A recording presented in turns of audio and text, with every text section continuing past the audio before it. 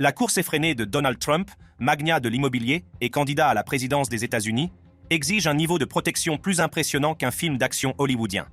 De la tentative d'assassinat de Trump à l'embuscade tendue lors de ces rassemblements par des fans trop zélés et des manifestants en colère, on s'attend à ce que ces gardes du corps inventent des techniques insensées pour le protéger. La prochaine fois que M. Trump fera une apparition publique, vous pouvez être sûr que vous verrez son équipe de contre-tireurs. Le rôle principal de l'équipe de tireurs d'élite de Trump, dirigée par Hercules, est d'assurer une surveillance protectrice lors des apparitions publiques et des événements auxquels participe Donald Trump. L'importance du rôle de l'équipe a été soulignée lors de la tentative d'assassinat de Donald Trump le 14 juillet 24. Alors que Donald Trump s'adresse à la foule lors d'un meeting de campagne à Butler, en Pennsylvanie, un homme armé d'un fusil de type AR ouvre le feu depuis une position surélevée à l'extérieur du lieu du meeting. Perchés stratégiquement autour de la salle comme des hiboux caféinés, les membres de l'équipe ont repéré Crooks à l'aide de leurs jumelles de haute technologie. Hercule, notre héros du jour, visé et d'un seul coup de feu tue l'assassin. Grâce à la précision d'Hercule et à la rapidité d'action de l'équipe, ce qui aurait pu être un désastre a été évité, ce qui prouve à quel point ces hommes sont essentiels. Lors d'un événement, cette équipe ne se contente pas d'assister au discours. Elle est toujours à l'affût, scrutant la foule et les toits avoisinants pour repérer tout ce qui sort de l'ordinaire. Grâce à leur arsenal de gadgets, d'imagerie thermique, de vision nocturne, ils sont capables de repérer une aiguille dans une botte de foin à minuit. Leur travail ne consiste pas seulement à être de bons tireurs, mais aussi à prendre des décisions rapides, comme l'éclair sous la pression. Ces tireurs d'élite s'entraînent comme des héros de films d'action, s'exerçant au tir à longue distance, à l'identification rapide des cibles et à l'évaluation des menaces. Ils ont des tactiques pour tout, des opérations de contre-sniper à la guerre urbaine, juste au cas où ils devaient sauver la situation au milieu d'une ville ou d'un champ de maïs. Alors, la prochaine fois que vous verrez Trump à un événement, rappelez-vous, quelque part dans les hauteurs, Hercule et son équipe veillent, prêts à protéger avec la précision d'un super-héros et la vigilance d'un faucon. Avec un personnage public comme Trump, on s'attend à ce que sa sécurité utilise la technique de protection au corps à corps. L'atmosphère du rassemblement de Trump à Butler, en Pennsylvanie, le 13 juillet 2024, était chargée d'excitation et d'anticipation. C'est comme si la ville entière avait reçu une dose extra large de caféine. Des milliers de partisans s'étaient rassemblés pour écouter l'ancien président Donald Trump, brandissant des drapeaux et des banderoles, leurs acclamations résonnant dans la salle comme un concert de rock bruyant. Les agents des services secrets sont en état d'alerte, les yeux tournés vers l'extérieur, comme s'ils assistaient à un match de tennis intense. À 15 heures précises, heure locale, le premier coup de feu a brisé l'atmosphère de liesse. Le son était inimitable, un craquement sec qui a traversé le bruit de la foule comme une aiguille grattant un disque. Trump, en plein discours, s'est instinctivement touché l'oreille et s'est accroupi au sol, donnant l'impression d'éviter un pigeon volant à basse altitude plutôt qu'une balle. Les agents des services secrets, entraînés à ce genre de scénario, sont entrés en action avec une précision à la fois impressionnante et légèrement terrifiante, comme une foule éclair ayant un objectif sérieux. En quelques secondes, ils ont formé un bouclier protecteur autour de Trump, leur corps créant une barrière humaine contre la menace inconnue. L'équipe de sécurité rapprochée, une unité spécialisée des services secrets, avait répété ce scénario un nombre incalculable de fois, probablement dans leur sommeil et certainement dans leurs rêves de sauvetage héroïque. Leur entraînement a fait son effet et ils se sont déplacés avec une fluidité qui les a fait ressembler à une troupe de danse bien chorégraphiée. Alors que les agents escortaient Trump jusqu'à son cortège, ils ont maintenu une formation serrée autour de lui, ressemblant à un groupe de gardes du corps très déterminés dans un film d'action. Ils regardaient dans toutes les directions, à la recherche d'une menace supplémentaire, ou peut-être d'un paparazzi doté d'un objectif particulièrement long. Les services secrets ont réussi à neutraliser le tireur, mais l'émotion était loin d'être retombée. Tandis que la foule se dispersait et que les services d'urgence soignèrent les blessés, les forces de l'ordre se sont attelées à la tâche ardue d'enquêter sur l'incident comme des détectives dans un épisode très dramatique d'une série policière. Avant l'incident du rallye, il était clair que ces gardes du corps maîtrisaient parfaitement la technique suivante. Préparation médicale avancée. Juste après la tentative d'assassinat de l'ancien président Donald Trump, qui a fait un mort et 2 blessés graves, la scène ressemblait à une danse chaotique de confusion et de peur. Monsieur Trump, qui semblait sortir d'un film d'action dramatique avec du sang coulant de son oreille droite, a été rapidement évacué de la scène et emmené dans un véhicule sécurisé. Le Butler Memorial Hospital, situé à seulement 11 miles du site du rassemblement, a reçu le bat signal pour l'urgence entrante. Le docteur Emily Carter, chef du service de médecine d'urgence, a reçu l'appel urgent et s'est immédiatement mise en action. Cap non comprise. Elle a mobilisé son équipe comme un général, menant les troupes au combat, nettoyant la salle de traumatologie et préparant tout l'équipement médical nécessaire. Lorsque Trump est arrivé au Butler Memorial, Il a été transporté dans le service de traumatologie plus rapidement qu'un VIP dans un club secret. La balle avait effleuré la partie supérieure de son oreille droite, provoquant un saignement important, mais, heureusement, sans toucher aux structures vitales. Le docteur Carter et son équipe ont rapidement évalué la plaie et l'ont nettoyée en profondeur pour éliminer tout débris et réduire le risque d'infection. Ils ont administré un anesthésique local pour endormir la douleur, et la plaie a été soigneusement suturée, chaque point étant placé avec le soin d'un maître couturier. Tout au long de la procédure, les signes vitaux de M. Trump ont été étroitement surveillés, afin de s'assurer que sa tension artérielle, son rythme cardiaque et son taux d'oxygène restaient aussi stables qu'une table à 4 pieds. L'équipe médicale a également pris en compte l'impact psychologique de l'événement traumatique, un psychologue clinicien étant prêt à apporter son soutien en cas de besoin. Leur objectif était de traiter non seulement les blessures physiques immédiates, mais aussi le bien-être émotionnel et mental de l'ancien président. La coordination entre l'équipe médicale et les services secrets a été parfaite, comme une routine de danse bien répétée. En quelques heures, l'ancien président a pu quitter l'hôpital et poursuivre son voyage grâce à l'expertise et au dévouement des professionnels de la santé qui ont géré la situation avec le flair d'une saga épique. La technique suivante est une stratégie bien pensée par l'équipe de Trump. L'heure de cortège. Lorsque Donald Trump prend la route, son cortège n'est pas un simple convoi. C'est une superproduction roulante, rugissante et pleine d'action. Cette caravane, qui compte jusqu'à 40 véhicules, est une symphonie de puissance, de précision et de sécurité qui a pour but de garder le président sain et sauf. En tête de peloton, le duo dynamique des limousines présidentielles, affectueusement surnommé la Bête. Ces titans jumeaux sont les super-héros du monde de l'automobile, vêtus d'une armure de qualité militaire de 5 pouces et dotés de vitres qui se moquent des menaces balistiques. Ils sont tellement identiques que même leurs mères ne pourraient pas les différencier, et c'est là tout l'intérêt. Il s'agit d'un jeu de piste avec de sérieux enjeux. L'un d'eux transporte l'ancien président, l'autre est un leurre qui permet aux méchants potentiels de se gratter la tête. La Bête n'est pas une voiture ordinaire, c'est une forteresse mobile dotée de pneus renforcés au Kevlar, capable de résister aux crevaisons et de rouler sur des jantes en acier. À l'intérieur, l'ancien président est en sécurité, avec sa propre réserve d'oxygène en cas d'attaque chimique et une réserve de sang correspondant au groupe sanguin du président, juste au cas où les choses deviendraient trop dramatiques. La cabine du conducteur est un poste de pilotage de haute technologie équipé d'un système de suivi GPS et de caméras de vision nocturne, garantissant une conduite en douceur dans toutes les situations, qu'il s'agisse d'une nuit sans lune ou d'une apocalypse surprise. Derrière The Beasts se trouve une flotte de personnages essentiels, chacun jouant un rôle crucial dans ce jeu de sécurité aux enjeux considérables. Des camionnettes des services secrets remplies d'agents prêts à entrer en action comme une équipe de super-héros, des assistants militaires transportant le sac à secret du président, le médecin du président avec une clinique mobile, et des journalistes capturant chaque moment pour la bobine d'images les plus marquantes. Il ne s'agit pas seulement d'un cortège, mais d'un spectacle chorégraphié de sécurité, d'habileté et de puissance pure, d'une forteresse mobile digne de Trump. S'il doit y avoir un tel cortège, on s'attend à ce qu'il y ait les meilleurs chauffeurs pour Trump. Et c'est la raison pour laquelle la technique de conduite tactique. Lorsqu'il s'agit de protéger l'ancien président des États-Unis, les services secrets ne négligent aucun détail, et probablement aucun caillou non plus. La formation spécialisée et les compétences requises pour la conduite tactique de l'équipe de sécurité de Trump sont tout simplement extraordinaires. L'aventure commence sur une piste de 550 mètres dans le Maryland, où les agents se plongent dans les principes fondamentaux de la conduite défensive et au-delà. Cette installation est un environnement contrôlé où les agents s'exercent aux manœuvres à grande vitesse, aux actions d'évitement et à d'autres techniques de conduite essentielles. L'une des premières techniques que les agents maîtrisent est le virage en J. Imaginez, vous faites marche arrière à grande vitesse, puis vous faites pivoter la voiture de 180 degrés et repartez dans la direction opposée, le tout en un clin d'œil.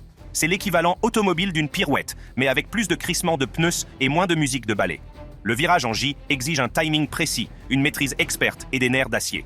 Réussir un virage en J parfait peut faire la différence entre une échappée belle et une mésaventure catastrophique dans un scénario à haut risque. Mais le virage en J n'est que le premier acte. Le but ultime de la conduite protectrice est de pousser le président hors de la zone mortelle. Cela nécessite une connaissance approfondie de la dynamique du véhicule, de l'état de la route et de l'évaluation des menaces.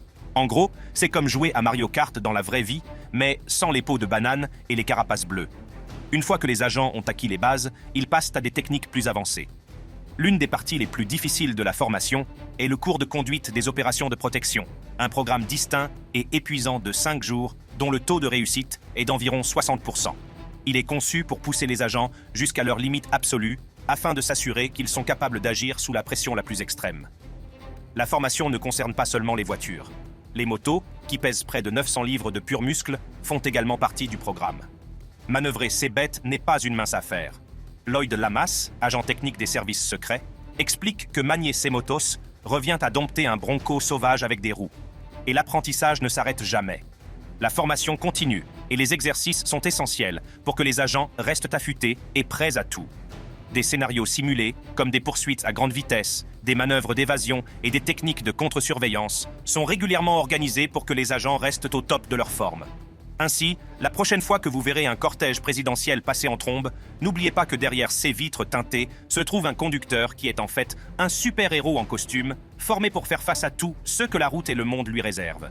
Ces gardes du corps ne laissent pas n'importe qui s'approcher, et c'est pourquoi ils mènent vérification approfondie des antécédents. Lorsque Donald Trump a commencé à plaider en faveur d'un contrôle approfondi des antécédents, on a eu l'impression d'assister à un rebondissement inattendu dans un drame politique. Imaginez les États-Unis en janvier 2017, profondément enlisés dans le débat sur le contrôle des armes à feu, avec des fusillades de masse faisant les gros titres plus rapidement qu'une émission de télé-réalité. Trump, soutenu par la NRA, était le fervent défenseur des droits des armes à feu. Cependant, il s'est rapidement trouvé confronté à l'appel croissant du public en faveur d'un durcissement de la législation sur les armes à feu. Le drame atteint son paroxysme lors de la tragique fusillade de Parkland le 14 février 2018. Nicolas Cruz, qui présentait de nombreux signes avant-coureurs, a acheté légalement une arme à feu et a tragiquement tué 17 personnes au lycée Marjory Stoneman Douglas. Cet horrible événement a secoué la nation et a placé Trump sous les feux de la rampe. La réaction de M. Trump a été de lancer une série de réunions très médiatisées avec des législateurs, des survivants et des familles de victimes, au cours desquelles il s'est étonnamment montré favorable à des contrôles plus stricts des antécédents. Connu pour sa défense acharnée des droits des armes à feu, M. Trump s'est soudain prononcé en faveur de la suppression des lacunes et de l'augmentation de l'âge d'achat des armes à feu de 18 à 21 ans. C'est un peu comme si un héros d'action bien-aimé changeait de camp en plein film. Son raisonnement était un mélange de renforcement de la sécurité publique et de préservation des droits des citoyens respectueux de la loi en matière d'armes à feu. Il s'est fait le champion de la loi Fix-Nix, qui vise à améliorer le signalement des casiers judiciaires et des dossiers de santé mentale au système national de vérification instantanée des antécédents criminels, National Instant Criminal Background Check System, NICS. Promulguée en mars 2018, cette loi était sa façon de remédier aux failles du système qui permettaient à des individus comme Cruz de passer à travers les mailles du filet. Il est intéressant de noter que cette approche de la vérification des antécédents reflète les techniques utilisées par l'équipe de sécurité de M. Trump. Ces derniers ont procédé à des vérifications approfondies des antécédents afin de garantir la sécurité du président et de son entourage. En plaidant pour des vérifications approfondies des antécédents dans le contexte du contrôle des armes à feu, M. Trump a appliqué un principe familier à ces mesures de sécurité personnelle à la question plus large de la sécurité publique, montrant ainsi qu'un contrôle approfondi est crucial, qu'il s'agisse de protéger un individu ou une nation. Outre l'incident de la tentative d'assassinat sur Trump, il y a eu au fil du temps des cas de fans et de manifestants se précipitant toujours vers Trump, ce qui rend la technique suivante obligatoire. Combat à main nue. L'entraînement au combat à main nue de l'équipe de sécurité de M. Trump s'est révélé inestimable dans des situations réelles, démontrant leur capacité à protéger le président dans des circonstances extrêmes. Lors d'un meeting de campagne à Reno, Nevada, 2016, la foule a réagi à une personne dans le public. Apparemment, quelqu'un a crié qu'un homme avait une arme, provoquant la panique. Les agents des services secrets ont rapidement formé une barrière de protection autour de Trump et ont maîtrisé le suspect grâce à leur entraînement au combat. La situation a été résolue rapidement et en toute sécurité. Lors d'un autre rassemblement à Dayton, dans l'Ohio, en 2016, un homme a tenté de se précipiter sur la scène. Des agents des services secrets l'ont intercepté, utilisant des techniques de Krav Maga et de lutte pour le mettre à terre, évitant ainsi de blesser Trump. Lors de la visite de Trump au sommet de l'ASEAN aux Philippines en 2017, des manifestants agressifs ont tenté de franchir le périmètre de sécurité. Les agents ont utilisé le Muay Thai et le Jiu-Jitsu brésilien pour contrôler la foule et protéger le président, assurant ainsi sa sécurité. Au Royaume-Uni, en 2018, un manifestant a franchi la sécurité et s'est approché du cortège de Trump. Les agents des services secrets ont rapidement maîtrisé le manifestant, évitant ainsi toute perturbation du cortège. Ces incidents mettent en évidence l'efficacité de la formation des services secrets, qui leur permet de réagir rapidement et efficacement dans des situations de forte pression. Elle a également entraîné la nécessité de planification et attribution des responsabilités. Le contexte historique et l'évolution de la loyauté des services secrets à l'égard de Donald Trump est un récit qui s'entrelace avec le passé historique de l'agence et la nature sans précédent de la présidence de M. Trump. Les services secrets des États-Unis, créés en 1865, ont une longue histoire de protection des dirigeants de la nation. Cependant, la loyauté envers Donald Trump a été particulièrement remarquable, marquée par des défis uniques et des mesures extraordinaires. Lorsque Donald Trump a annoncé sa candidature à la présidence en juin 2005, cela a marqué le début d'un nouveau chapitre pour les services secrets. Contrairement aux hommes politiques traditionnels, Donald Trump était un homme d'affaires milliardaire et une star de la télé-réalité au caractère plus grand que nature. Ces rassemblements de campagne ont attiré des foules massives, des partisans comme ses détracteurs, créant un environnement instable qui a nécessité une planification méticuleuse et des mesures de sécurité renforcées. Les services secrets ont dû s'adapter rapidement aux exigences particulières de la protection d'un candidat constamment sous les feux de l'actualité et souvent au centre de controverses. Lorsque M. Trump est passé du statut de candidat à celui de président élu en novembre 26, les responsabilités des services secrets se sont intensifiées. L'agence a dû sécuriser la Trump Tower à New York, une tâche qui impliquait une coordination avec les forces de l'ordre local et la mise en œuvre de protocoles de sécurité étendus. Les défis logistiques étaient immenses, car la Trump Tower est située dans l'un des quartiers les plus animés de Manhattan. Le Secret Service a dû trouver un équilibre entre la nécessité d'une sécurité rigoureuse et les réalités de la vie urbaine, en assurant la sécurité du président élu sans perturber indûment la ville. Dès son entrée en fonction en janvier 27, la présidence de Donald Trump a posé de nouveaux défis aux services secrets. Ses fréquents déplacements dans ses propriétés, telles que Mar-a-Lago en Floride et le Trump National Golf Club dans le New Jersey, ont obligé l'agence à assurer la sécurité de plusieurs sites simultanément. Il s'agit là d'un changement par rapport au président précédent, qui passait généralement plus de temps à la Maison-Blanche ou à Camp David. Les services secrets ont dû déployer des ressources et du personnel supplémentaire pour assurer la sécurité de M. Trump dans ces différents lieux, ce qui témoigne de leur loyauté et de leur engagement inébranlable. L'un des tests les plus importants de la loyauté des services secrets a eu lieu lors de l'émeute du Capitole du 6 janvier. Alors que les émeutiers pénétraient dans le Capitole, les agents du Secret Service ont été chargés de protéger non seulement M. Trump, mais aussi le vice-président Mike Pence et d'autres hauts fonctionnaires. Les agents ont fait preuve d'une bravoure et d'un professionnalisme remarquables, évacuant Pence vers un lieu sûr et se préparant à évacuer Trump si nécessaire. Cet incident a mis en lumière les efforts extraordinaires déployés par les services secrets pour remplir leur mission, même face à un chaos et à un danger sans précédent. Bien qu'insensée, la technique suivante a certainement beaucoup contribué à protéger Trump. Profilage psychologique. Le processus commence par la collecte d'informations détaillées sur les fauteurs de troubles potentiels. Il s'agit d'une véritable plongée dans les médias sociaux qui consiste à analyser les messages publiés, les dossiers publics et tous les détails juteux de l'histoire personnelle de ces personnes. Si une personne a l'habitude de proférer des menaces en ligne ou de se livrer à des activités violentes, elle est repérée plus rapidement qu'un mauvais mème. Ensuite, les analystes comportementaux entrent en scène. Ces professionnels sont en quelque sorte des détecteurs de mensonges humains, entraînés à repérer les schémas et les comportements étranges. Si les vociférations en ligne d'une personne montent soudainement d'un cran, ou si elle commence à agir de manière plus erratique que d'habitude, c'est un signe d'alerte important et clignotant. Ils sont également attentifs à l'instabilité mentale, comme la paranoïa ou les délires, qui peuvent indiquer que quelqu'un est sur le point de dérailler. Pour les personnes très en vue, comme les anciens présidents, l'établissement de profils psychologiques est essentiel. C. Personnalités attirent un large éventail de menaces, qu'il s'agisse d'anciens associés en colère ou de cinglés motivés par des considérations politiques. Savoir ce qui fait tiquer ces menaces potentielles permet aux équipes de sécurité d'avoir une longueur d'avance. Une partie essentielle de ce profilage consiste à identifier des points de déclenchement, c'est-à-dire des événements ou des déclarations spécifiques susceptibles de déclencher une menace. Par exemple, une apparition publique ou un tweet controversé d'un ancien président peuvent suffire. En identifiant ces éléments déclencheurs, les services de sécurité peuvent renforcer les mesures, surveiller de plus près certaines personnes, voire modifier l'emploi du temps de la personnalité pour éviter le danger. Les analyses prédictives jouent également un rôle. En analysant les données historiques sur les menaces passées, les équipes de sécurité peuvent développer des algorithmes pour prévoir les risques futurs.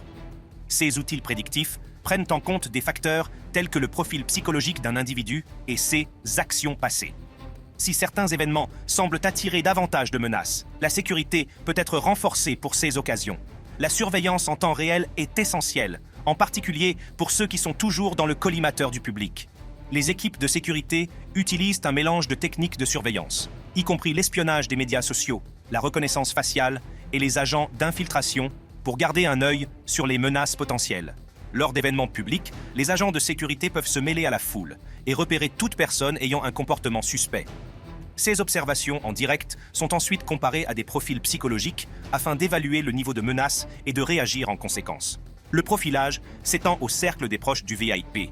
Les équipes de sécurité vérifient les antécédents et procèdent à des évaluations psychologiques du personnel, des associés et même des membres de la famille afin de repérer tout maillon faible. Cette étape est cruciale car une opération interne peut s'avérer désastreuse. Par exemple, si un membre du personnel est en difficulté financière ou a un passé douteux, il pourrait être plus facilement manipulé par de mauvais acteurs. En cas de crise, la compréhension du profil psychologique de l'agresseur permet de réagir efficacement. Si l'agresseur a des antécédents de maladie mentale, des tactiques de négociation ou des interventions psychologiques spécialisées peuvent être utilisées pour désamorcer la situation. Le profilage psychologique est un mélange d'analyse de données, de sciences du comportement et de surveillance en temps réel, qui permet d'assurer une sécurité de premier ordre pour les personnalités de premier plan. Pour les anciens présidents comme Donald Trump, cette méthode est vitale compte tenu de la myriade de menaces auxquelles ils sont confrontés. Si vous avez assisté ou regardé un rassemblement de Trump, vous avez pu constater qu'il y a toujours une participation massive de personnes. C'est pour cette raison que les gardes ont introduit la technique de filtrage et contrôle des foules. La planification et la préparation sont les secrets de la gestion des foules lors d'événements de grande envergure, en particulier pour quelqu'un comme Donald Trump. Le dispositif de sécurité mis en place lors de ces rassemblements ressemble à une machine bien huilée, conçue pour assurer une sécurité et une efficacité optimale. Tout d'abord, les équipes de sécurité procèdent à une évaluation approfondie du site. Elles visitent le site bien à l'avance, repérant les points d'entrée, les sorties et tout endroit sournois qui pourrait causer des problèmes. Il s'agit de trouver les points faibles et de prévoir comment les couvrir. Ensuite, ils se mettent à l'heure de la technologie avec une surveillance avancée. Les caméras sont omniprésentes, et pas seulement pour le spectacle. Elles sont dotées d'un système de reconnaissance faciale qui permet de repérer les menaces connues en temps réel. C'est comme si vous aviez des yeux à l'arrière de la tête. Vient ensuite l'évaluation des risques. Il s'agit d'analyser les rapports des services de renseignement, les discussions sur les médias sociaux et d'autres données. Ils créent une matrice des menaces pour prévoir les dangers potentiels et la manière de les gérer. L'idée est d'être prêt à tout. Les agents de sécurité en civil se fondent également dans la foule, gardant un œil sur tout comportement suspect. Ils sont formés pour repérer les signes de trouble sans attirer l'attention sur eux, comme des super-héros sous couverture. La gestion des foules est un autre aspect important. Les équipes de sécurité étudient les événements passés pour comprendre le comportement des foules. Elles prennent en compte des facteurs tels que l'heure de la journée et la météo pour prévoir les mouvements et identifier les points chauds afin de s'assurer que tout se déroule sans heurts. Le plan de sécurité détaillé vient ensuite. Il précise le rôle de chaque membre de la sécurité, des agents des services secrets aux agents de sécurité privée.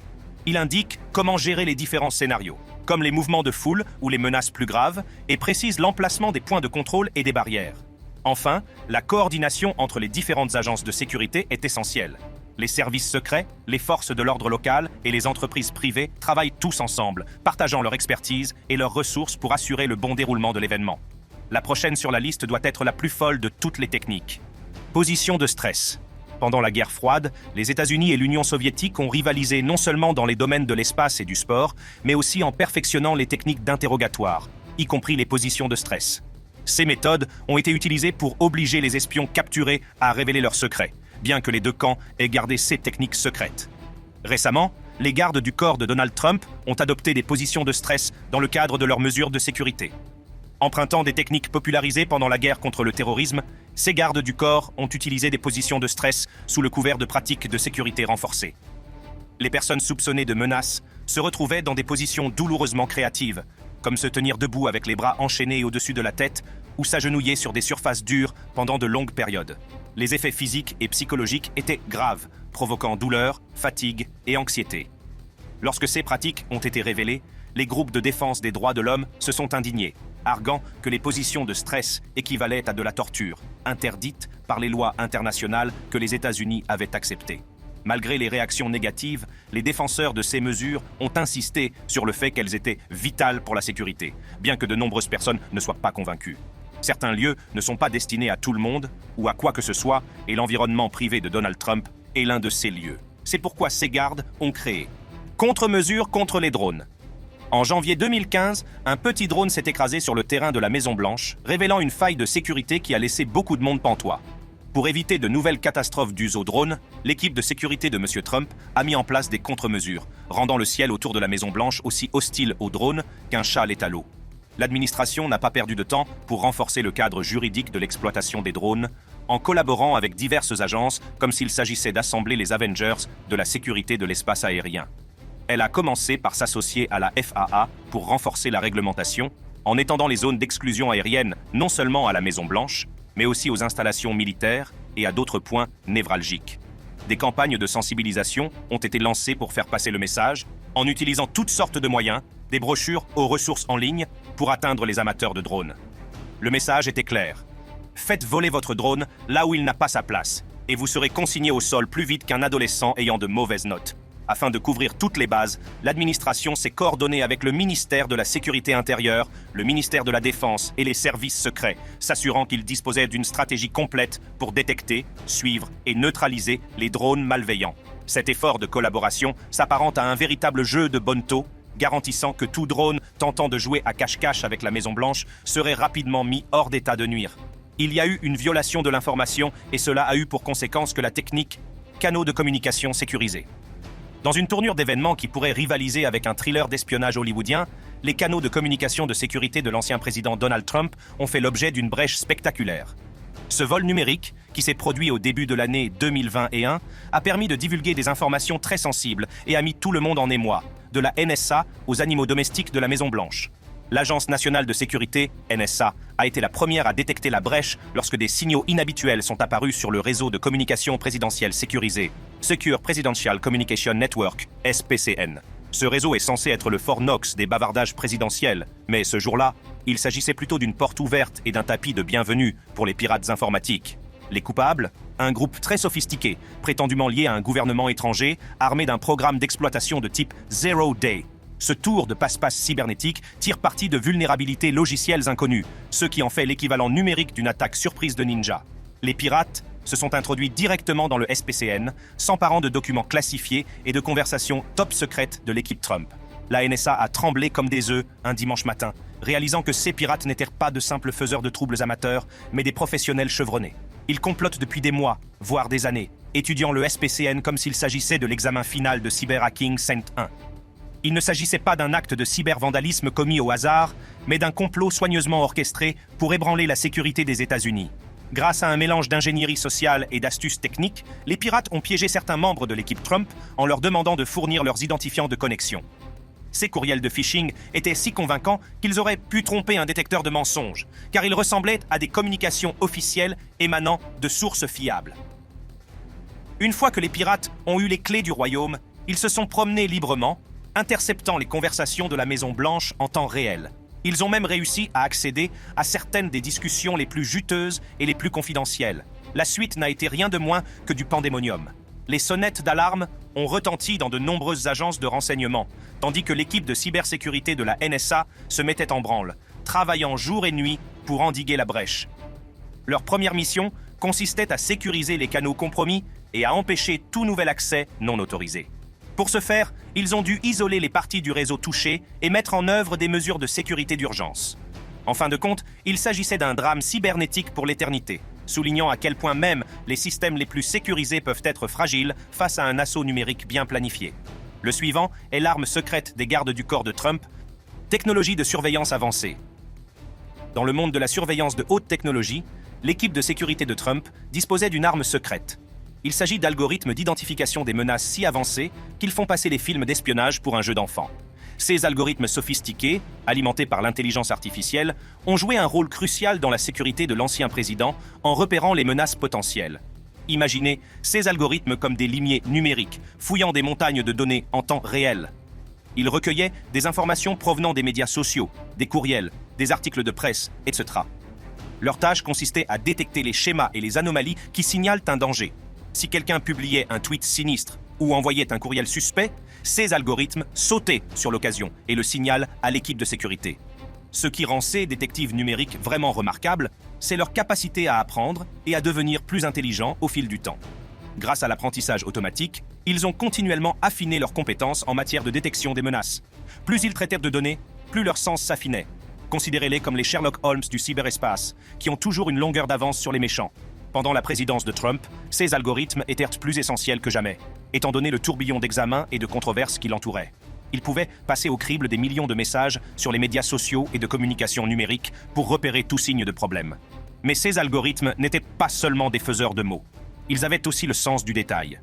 Grâce à une reconnaissance d'images avancée, ils pouvaient repérer des armes, des objets suspects, et même des expressions faciales hostiles dans des photos et des vidéos. S'il y avait une lueur menaçante dans les yeux de quelqu'un, ces algorithmes l'attrapaient. La pièce de résistance des algorithmes était leur capacité à prédire les menaces sur la base de modèles comportementaux.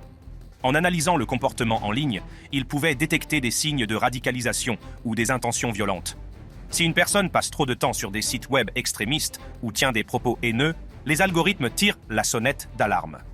Ces algorithmes ne fonctionnèrent pas seuls. Ils faisaient partie d'une symphonie de haute technologie, s'intégrant de manière transparente aux caméras et aux drones pour fournir des mises à jour en temps réel. S'ils repéraient un personnage suspect dans une foule, les caméras et les drones se verrouillaient, suivant chacun de ses mouvements et transmettant des images en direct à l'équipe de sécurité. C'était comme si l'on avait des yeux partout, ce qui permettait à l'équipe d'être toujours au courant. En bref, ces algorithmes d'identification des menaces ont été les héros méconnus du service de sécurité de Trump, transformant les données en informations exploitables et maintenant le danger à distance avec une précision numérique qui n'est rien moins qu'extraordinaire. C'est tout ce que nous avons pour vous dans cette vidéo. Si vous avez aimé la regarder et que vous souhaitez continuer à l'explorer, cliquez sur l'une des cartes de votre écran.